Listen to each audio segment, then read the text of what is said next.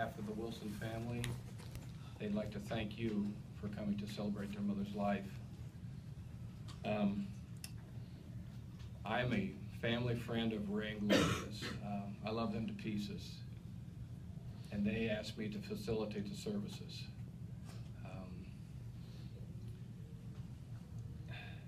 I guess what I found when I was talking to the family, the similarities that they had as a family compared to mine. And so this is going to be easy for me, yet difficult, because sometimes it's very hard to put into words. We're going to try to compact a life that lived for 88 years in a half hour, and you can't do that. So I'd like to start by reading the obituary of Lucille Wilson. By the way, I only met Lucille once, and that was at Ray and Gloria's wedding. And I talked to her for about 3 to 5 minutes. And when I was done talking to Lucille, she had the type of personality that you seemed like you should have known her for years. She's so accepting of another person that she just made me feel pretty warm inside. So remember the good times, and that's why we're here. We're here to celebrate what she left to us and what we should do later with those gifts that she gave us. M. Lucille Wilson, 88 of Macomb, passed away at 2:40 a.m. Wednesday, April 9th, 2:14 at Elms Nursing Home in Macomb. She was born September 29th, 1925 in Pittsfield to Ivan and Nellie Hart Weisenberger. She married Ellis Curley Wilson on October 20th, 1946 in Jacksonville. They were married for 51 years. He passed away on January 15th, 1997. She was also preceded in death by her parents and one son, Eugene Wilson, in 1967.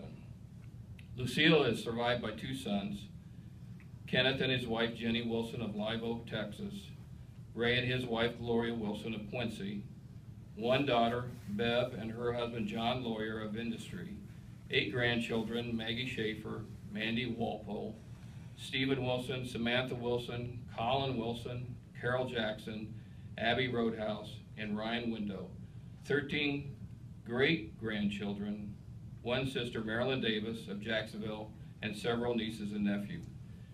She grew up and attended school in Barry and moved to Macomb in 1952. She worked at Sundesco at Western University in food service for many years. She was a member of the Macomb VFW Auxiliary and was proud to be the past president and life member. She was also a member of the Macomb American Legion Auxiliary. She enjoyed traveling with her children. She also was a 45-year member of the Macomb Gutter Duster League.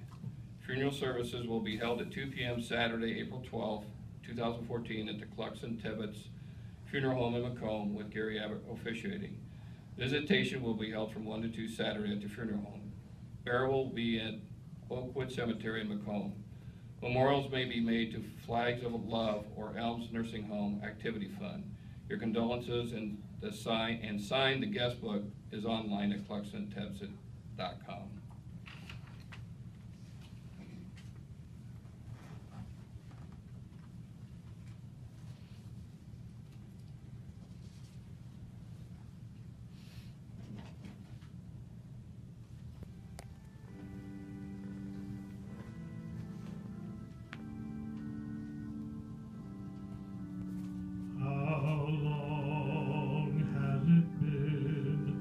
Since you talked with the Lord and told him your heart's hidden secrets, how long since you prayed, how long since you stayed on your knees till the light shone through?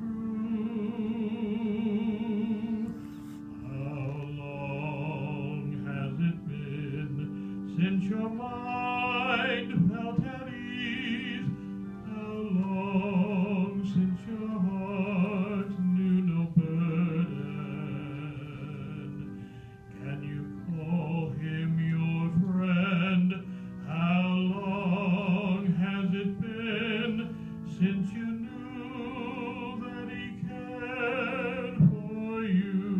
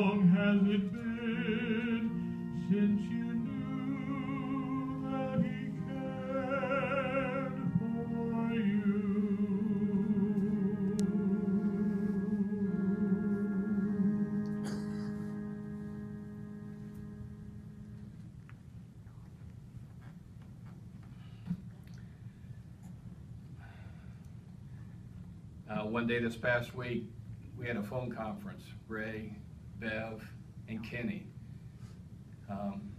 And what I did was I asked them questions, and then what I did was take notes. So what I'm going to do is share with you just some of the things that I pulled out of those conversations and share them with you.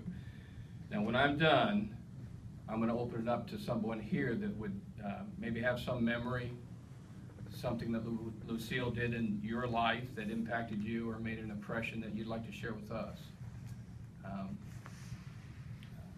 And that conversation I had with Bev, Kenny, and Ray, again, just reminded me so much of my own family. And it really reminded me of the similarities that Lucille had with my own mother. Because what I did take away from this about Lucille is she lived her life for her family. She sacrificed whatever resources, whatever time that was needed to make sure her family was taken care of. And again, it was the same thing with my mother. So I made the connection pretty quick. In fact, I wrote down this quote: her family was more important than her own life, and she lived it out. But I also did find and discover that she had a social life. One, she loved to camp. In fact, Kenny mentioned that when they were little, when they could on weekends, they'd pack up the vehicle and go camping. Two, she was a den mother for the Cub Scouts and Boy Scouts. She was very active with the VFW, especially very proud of her two sons that were part of the Marine Corps.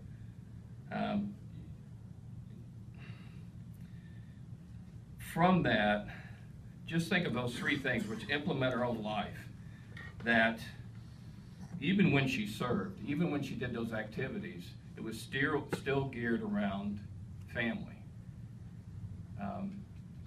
Again, it was all about her family. While it may seem that it was for her own personal life, everything that I gathered from their conversations and all the fond memories they had and all the things they did, even with her social life, it was still geared around her family. And I found that quite an admirable character trait.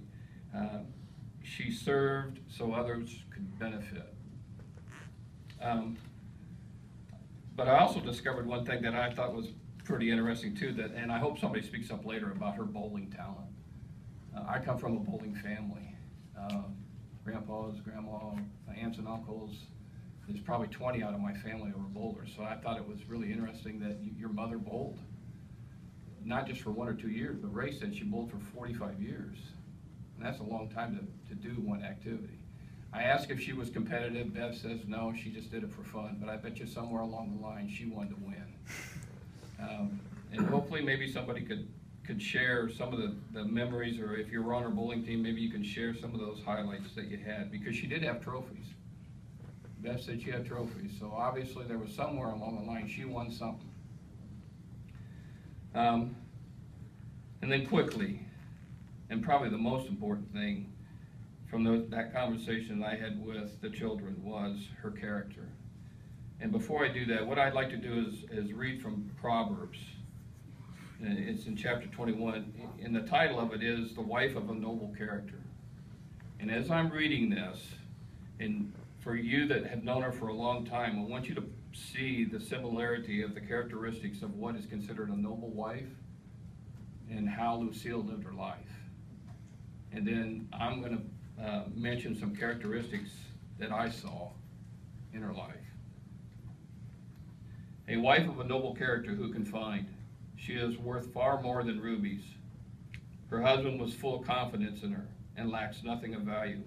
She brings him good, not harm, all the days of her life. She selects wool and flax and works with eager hands. She is like a merchant ship, bringing her food from afar. She gets up while it is still dark. She provides food for her family and portions for her servant girls. She considers a field and buys it. Out of her earnings, she plants a vineyard. She sets about her work vigorously. Her arms are strong of her task.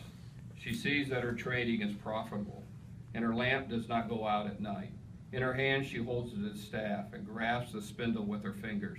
She opens her arms to the poor and extends her hands to the needy. When it snows, she has no fear for her household, for all of them are clothed in scarlet.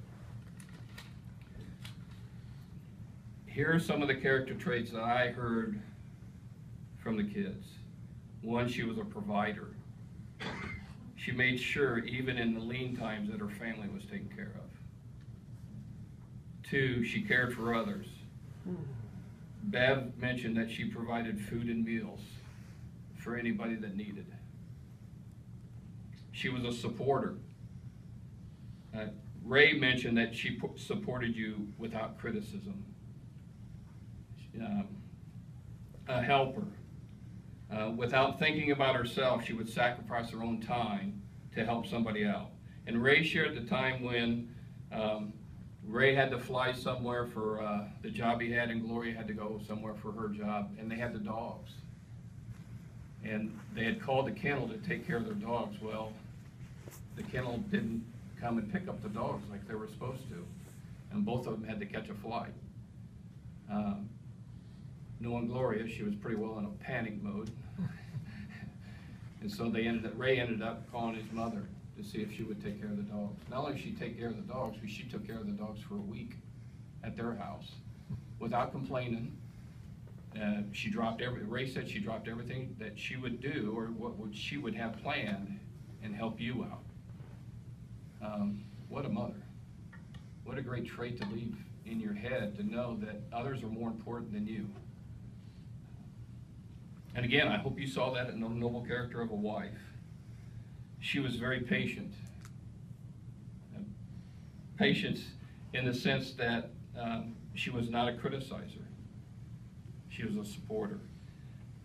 Even though Ray did mention that Kenny was the child who gave his mom the gray hair. I found that humorous. And finally, I think this is the most important, and it did stand out when I read that your mother and father were married for 51 years. Holy cows, that's sorely needed in America today. Where a man and a woman will stay committed to their vows. Ray even mentioned when Ellis was diagnosed with Alzheimer's, his mother she did not complain once about the situation she was in. She dedicated her life to taking care of her husband. And stop and think about it, people. The vows that we take being married, in good times and in bad, and in sickness and in health, that you're going to be that committed to your partner. What an example that Lucille must have been to her own children in that respect. And to me, after I heard about it. So my charge to you, Wilson family, is the legacy that your mother left you was just that. To love your family the way she loved you. And that pass on those qualities to your children so that their children can do it for themselves. That's the legacy. And I hope we celebrate that fact too, that the examples we see people do in our lives, that we just don't brush it off. But it is about other people, making other people more important than yourself. And it seemed like Lucille had that trait, that characteristic of making people feel comfortable. She accepted you for who you were, and she loved you unconditionally.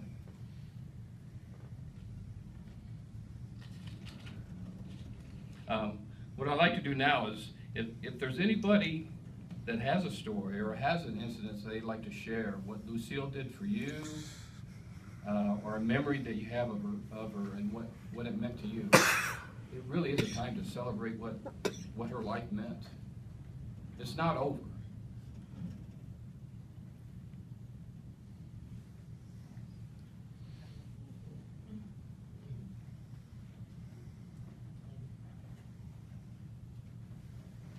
Awesome. Thank you. Yes, it is. Beverly, Ray, so sorry. I want to read, for every everything, there's a season and a time for every matter under heaven, a time to be born, and a time to die, and a time to plant, and a time to pluck up what is planted. I talked to Kenny last night. Well, actually, he called me. Wanted me to say a few words. Aunt Lucille and I shared the same birthday, September 29th. And when I was, I don't know, 16, and she had been like 27, she told me I was very, very young. Then when I got to be about 40, and she was like 67, and then it was okay. I called her on her last birthday, and I asked her how old we were, and she told me we were the same age. And I'm like, how did that happen? But I don't know, she just laughed at me. So I tried to send her flowers a lot. I think she really appreciated them. I really do. But we're gonna love her, we love her, and we're gonna miss her. That's it. Thank you.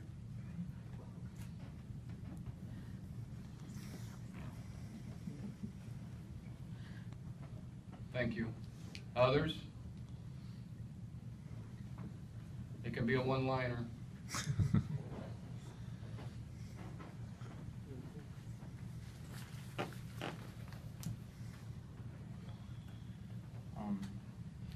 She was a wonderful grandma.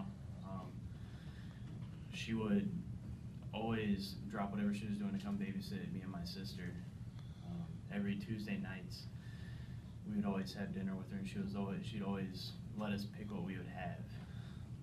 And there would always be the nights where my sister would go up to her and she'd be like, "Grandma, ice cream sounds really good right now."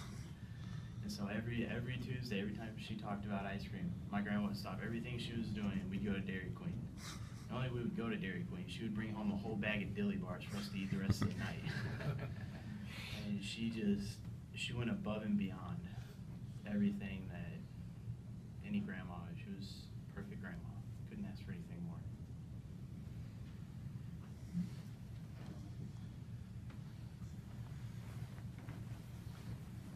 You don't necessarily have to come to the podium if you have something to say. You can just stand up or just sit where you're sitting and say a few words if you'd like.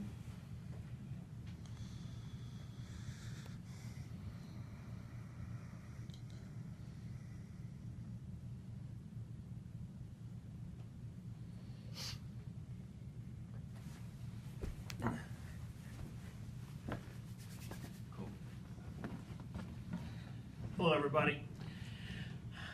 I'm probably going to ramble here, but anyway, I just wanted to say there's so many great stories, and myself and my brother and Eugene and Beverly were blessed to not only have the parents we had and the direction they gave us in life, but it's the family we had. You know, growing up, I was younger than most of them, and that's really obvious today with my cousins as I look around at them. But, you know, Uncle Howard, Uncle Glenn, I always looked up to you guys. And I had, 7 uncles? 5? How many uncles did I have? I've lost count over the years. And my aunts, and they were, you know, I can never remember hearing a crossword or anything but laughter and jokes when we got together as a family. Me and my cousins, you know, you cousins that are here, raise your hand. Were we not the luckiest ones growing up? Huh? We were.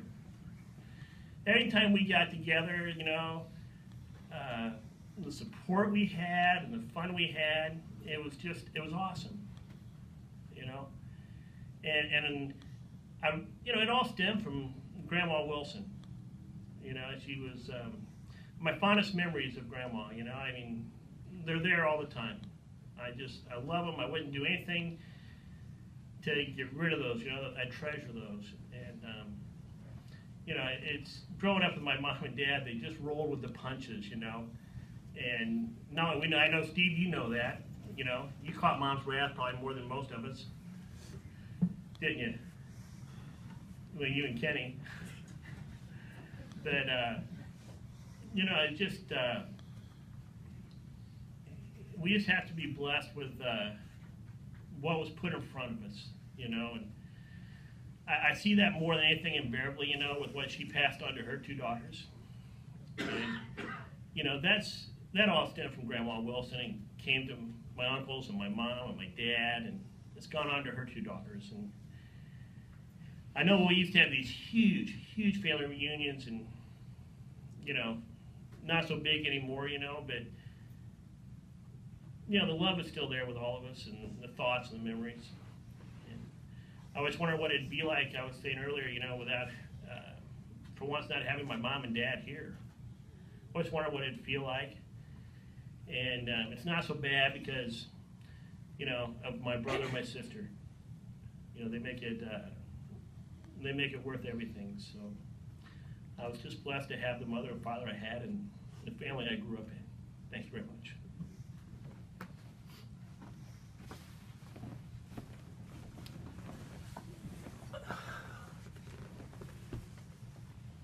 Thank you, Ray.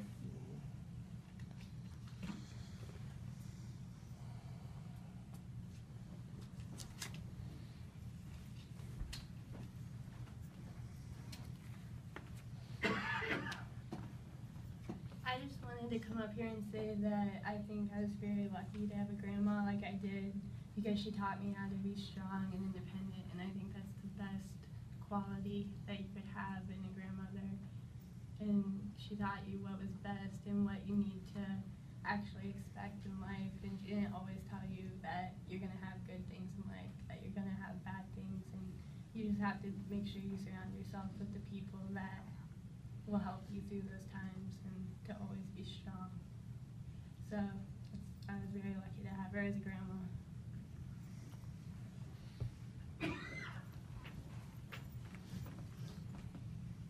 I understand too that Lucille made Afghans, and she made them for all the grandchildren and great-grandchildren, I understand. My mother did the same thing.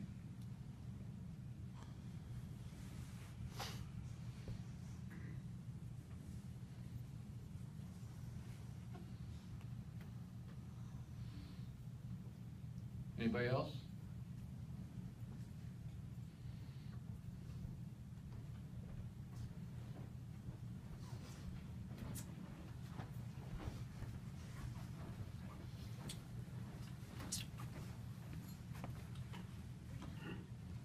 Okay, for those who don't know who I am, I'm Harold Boyd.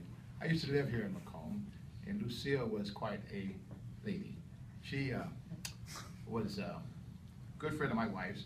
They used to bowl together. And then when we had our 3 grandchildren came to live with us, because our daughter is in the military, and she was deployed to Korea, and her husband was deployed to Iraq. And so we had the task of having to take care of our 3 grandchildren for a year. And so Lucille became their grandmother. And whenever my wife needed anything with the children, to help with the children, then Miss Lucille would do it. And she kind of spoiled our children, our grandchildren, especially our granddaughter. She really went over and above and beyond for her. She'd always pick her up from school, from daycare, and she would take her for a hamburger and for ice cream. And that's the point where one time she got upset because Miss Lucille said, no, we're not going today, so she got upset with her. But Lucille was quite a lady, and we really appreciate everything that Lucille did for us. And that's one reason why we came today to help you to celebrate Miss Lucille. And she was a wonderful woman, and they said that, what she said or what she did, she was there to help you. And so again, I thank the God of Israel that He allowed us to be in her life, and that she was able to do for us and all those things that she did. Thank you.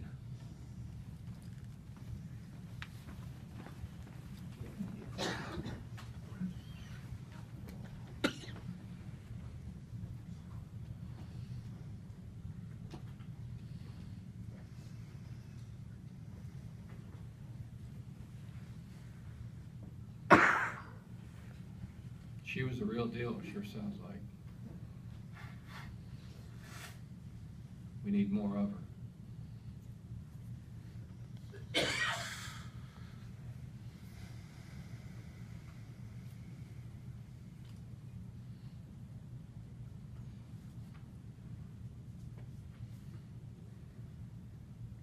Well, if there are no others, we have one more song, and then we're going to move the service into the graveside, but we do have one more song.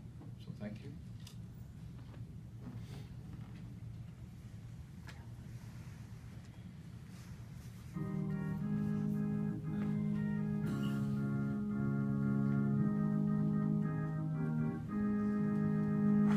Have you been to Jesus for the cleansing power? Are you washed in the blood of the Lamb? Are you fully trusting in His grace this hour? Are you washed in the blood of the Lamb? Are you washed in the blood, in the soul-cleansing blood of the Lamb? Are your garments spotless? Are they white as snow? Are you washed in the blood of the Lamb? Are you walking daily by the Savior's side? Are you washed in the blood of the Lamb? Do you rest each moment in the crucified? Are you washed in the blood of the Lamb? Lay aside the garments that are stained with sin and be washed in the blood of the Lamb. There's a fountain flowing for the soul unclean. Oh, be washed in the blood of